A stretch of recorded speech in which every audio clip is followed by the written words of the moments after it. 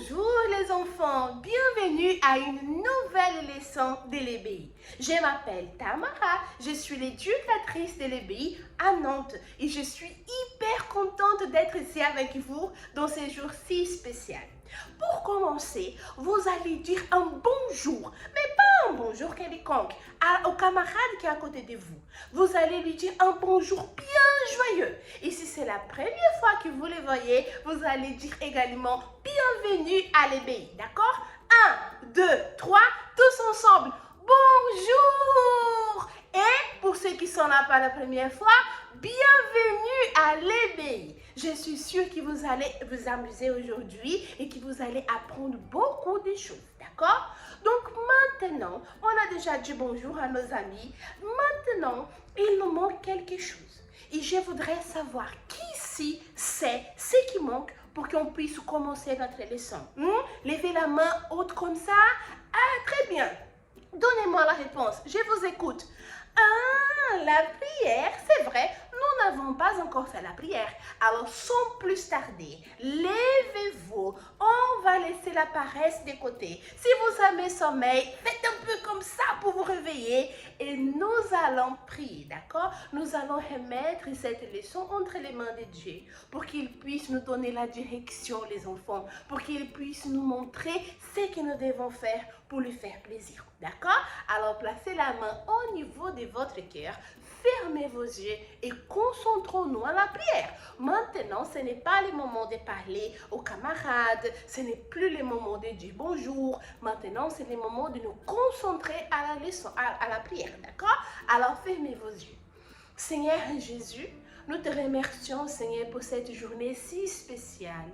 Seigneur, que tu puisses, mon Dieu, parler avec nous, que tu puisses, mon Dieu, à travers cette leçon, montrer à chacun de ces enfants, chacun de nous, ce que nous devons faire, Seigneur, pour rester fermes dans ta présence. Au nom du Père, du Fils et du Saint-Esprit. Amen. Amen, les enfants. Vous pouvez vous asseoir et nous allons déjà connaître les thèmes d'aujourd'hui. Mais avant, n'oubliez pas, vous devez être très concentré à ce que l'éducatrice vous dira, d'accord? Donc maintenant, ce n'est pas le moment de parler, ce n'est pas le moment de regarder de côté et de l'autre, c'est le moment de regarder la leçon et entendre tout ce qui sera dit. On est d'accord? Alors, allons connaître les thèmes d'aujourd'hui. Et le thème d'aujourd'hui est les murs de la construction. Mais avant d'en parler plus à ce sujet, je voudrais vous poser quelques questions, d'accord? Êtes-vous prêts pour les questions que je vais vous poser? Si vous voulez donner la réponse, levez la main bien haute, d'accord? Et comme ça, l'éducatrice qui est dans la salle avec vous, elle pourra écouter votre réponse. Qui est votre artiste préféré? Et si vous avez un artiste préféré, comment s'appelle-t-il? Avez-vous déjà fait quelque chose parce que vous avez vu votre artiste préféré le faire? Qui ici, cela est déjà arrivé avec vous? Vous avez fait quelque chose que vous l'avez vu faire? Levez la main. Qu'est-ce que vous ne faites pas parce que vous savez que cela va contrarier vos parents, les enfants? Levez la main haute comme ça et l'éducatrice qui est dans la salle, elle va écouter votre réponse, d'accord? Alors, la semaine dernière, nous avons parlé des fondements. Qui se rappelle qu'est-ce que c'est un fondement? Les fondements, autrement dit, sont les colonnes qui soutiennent une maison pour qu'elle ne tombe pas. S'il n'y a pas de colonne, la maison elle va tomber, elle va s'effondrer. Dans notre construction, n'oubliez pas que nous sommes en train de faire une construction. Cette colonne est la foi et la confiance que Dieu accomplira sa promesse. Nous allons continuer à en apprendre plus sur cette construction. À votre avis, les enfants, de quoi parlerons-nous cette semaine? J'ai déjà donné un indice au début avec les thèmes. De quoi parlerons-nous aujourd'hui? Ah, des murs, très bien. Aujourd'hui, nous arrivons au mur. Après avoir préparé les terrains et avoir mis les fondements, les constructeurs, il fait quoi? Il élève les murs. toutes les maisons ont des murs, n'est-ce pas? Voulez-vous savoir comment il fait cela? Qui sait comment on peut faire un mur?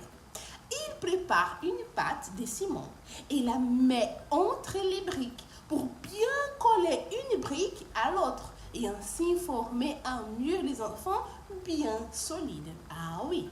Alors, pour former les murs, allons récapituler. Alors, pour former les murs, nous avons besoin de quoi? Comment ça se fait? Une brique, du ciment et par-dessus une autre brique, comme vous pouvez voir dans la vidéo, les enfants. Alors, qui ici, vous avez déjà vu un maçon préparer un mur? Moi, j'ai déjà vu plusieurs, les enfants. Et vous, vous avez déjà vu un maçon en train de faire un mur? Qu'avez-vous trouvé? Vous avez pensé que c'est difficile? C'est un peu difficile? C'est facile? C'est comment? Vous pouvez voir à côté que le mur qui est fait avec la pâte de ciment, il est bien solide parce que les briques sont bien collées les unes aux autres, n'est-ce pas? Donc, il est bien solide. Mais allons utiliser notre imagination aujourd'hui.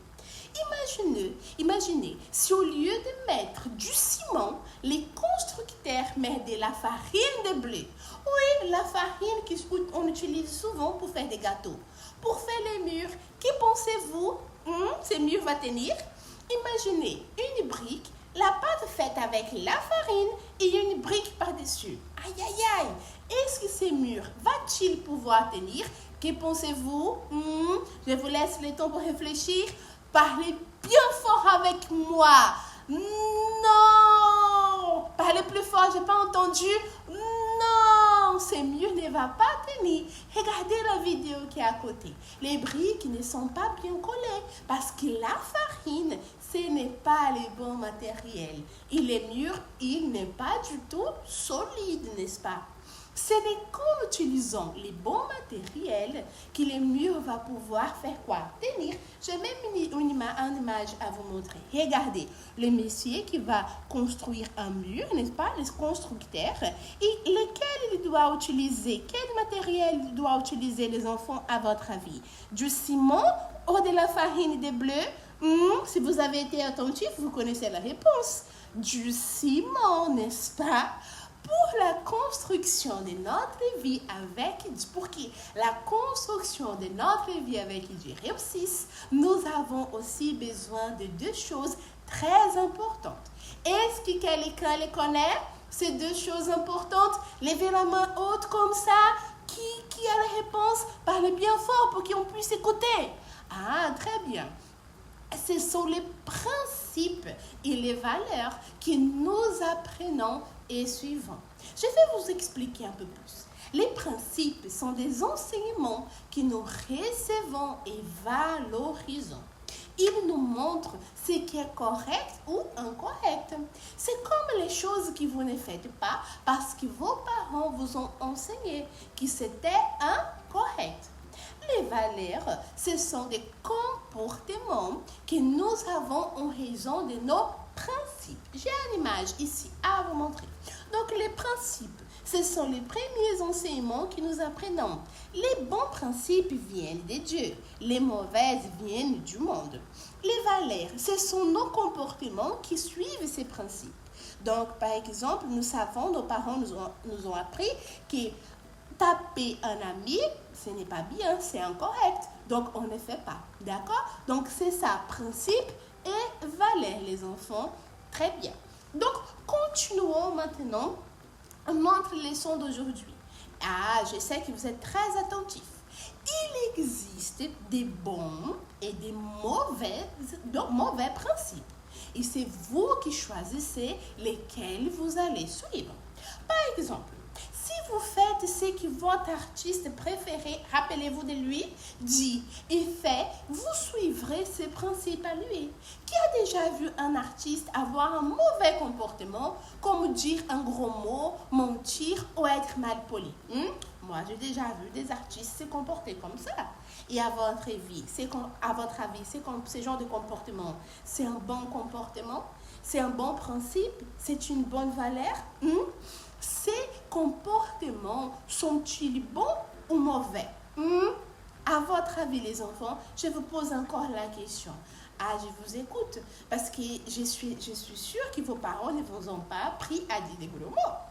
L'enfant qui choisit d'apprendre avec les mondes, les artistes, les youtubeurs qui ne sont pas agréables à Dieu ou avec des mauvaises amitiés aura leur valeur. Autrement dit, ces comportements seront identiques à ce qu'ils enseignent. S'ils disent des gros mots, il en dira aussi. S'il mentent, il fera la même chose. C'est pour cela que le meilleur principe à suivre est celui de la parole de Dieu. Et j'ai une autre image ici à vous montrer. Est-ce que ce sont les valeurs d'un enfant qui obéit à la parole de Dieu? Mensonge, gros mots, la rébellion. À votre avis, ces valeurs-là que je viens de vous dire, ce sont des valeurs de Dieu? Non, pas du tout, n'est-ce pas? La parole de Dieu ne nous apprend pas à mentir, ni à dire des gros mots, ni se rebeller contre nos parents. Il y a un verset dans la Bible qui dit le suivant. Si vous n'avez pas votre Bible, vous pouvez lire ensemble avec moi parce qu'il y a les versets qui s'affichent. Ouvrez votre Bible dans le livre des Proverbes, chapitre 20, verset 11, qui dit les enfants les suivants. L'enfant laisse déjà voir par ses actions si sa conduite sera pure et droite. Encore une fois, l'enfant laisse déjà voir par ses actions si sa conduite sera pure et droite. Pour choisir les bons principes qui vous feront avoir un bon comportement et une vie inébranlable, il est nécessaire d'être un enfant courageux, car vous devrez aller contre ce que tout le monde fait pour ne faire que ce que la parole de Dieu elle dit, les enfants.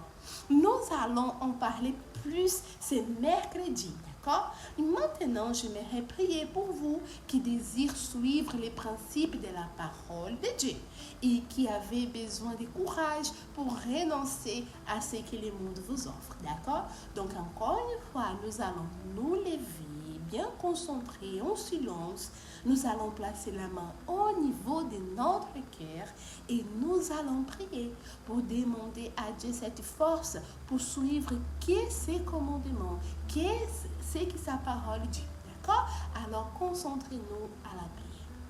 Seigneur Jésus, d'abord nous te remercions pour tout ce que tu nous as parlé aujourd'hui. Et moi, Seigneur, je vais être courageuse. Et ces enfants aussi, Seigneur, ils veulent être, mon Dieu, courageux.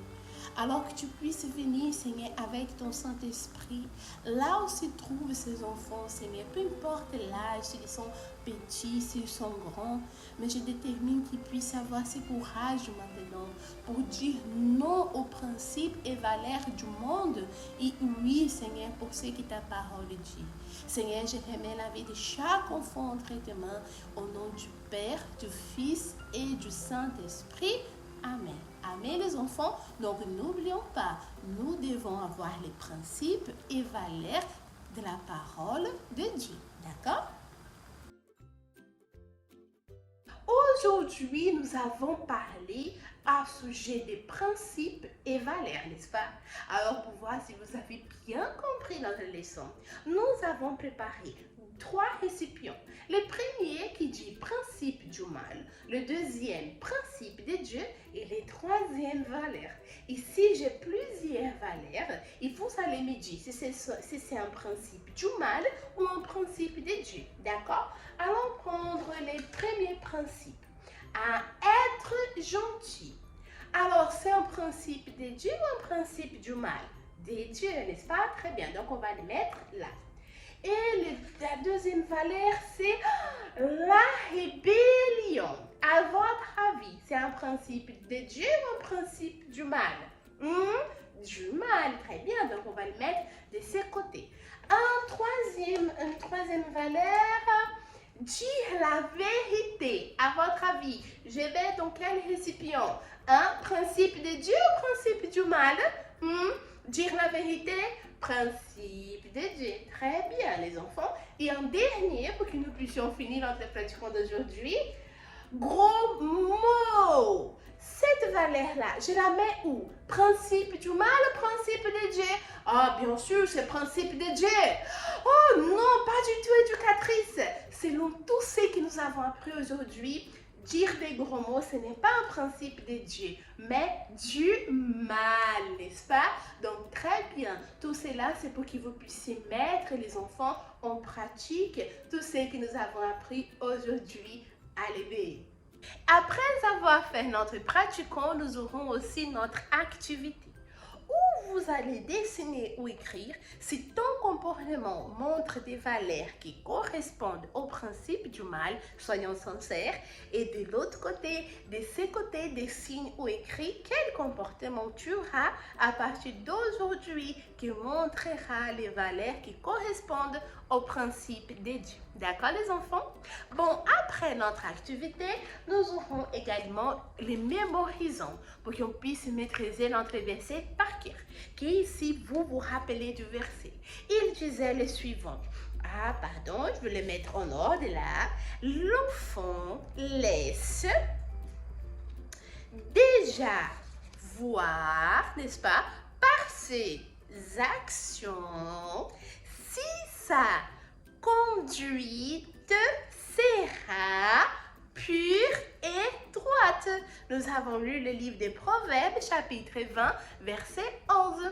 Donc, je vous laisse faire cette activité avec l'éducatrice qui est dans la salle avec vous afin que vous puissiez bien maîtriser les versets d'aujourd'hui. D'accord, les enfants? Bon, nous arrivons à la fin de notre leçon. C'était un grand plaisir d'être ici avec vous, mais je ne peux pas partir avant de vous rappeler, les enfants, d'en parler à votre famille à sujet de tout ce que nous avons appris à l'éveil aujourd'hui. Peut-être c'était la première fois que vous étiez ici aujourd'hui avec nous. Alors parlez à vos parents, parlez à vos responsables du verset que nous avons appris, ce que vous avez appris par rapport au ciment et à la farine de bleu, comment nous devons faire un mur et comment aussi nous devons avoir et mettre en pratique quels les principes et les valeurs de Dieu, n'est-ce pas? Ah, les enfants, n'oubliez pas non plus d'aller sur le site du Centre d'accueil universel. C'est le site qui est affiché ici juste à côté, les enfants. Là-bas, vous allez pouvoir trouver cette vidéo que vous avez regardée aujourd'hui et vous pouvez même partager avec vos parents. Vous allez voir tous les contenus que nous avons préparés pour vous et pour votre famille, d'accord? Donc, en arrivant à la maison, n'oubliez pas d'en parler à votre famille, d'accord? Ce sera un plaisir pour les enfants. Que Dieu vous bénisse et à bientôt!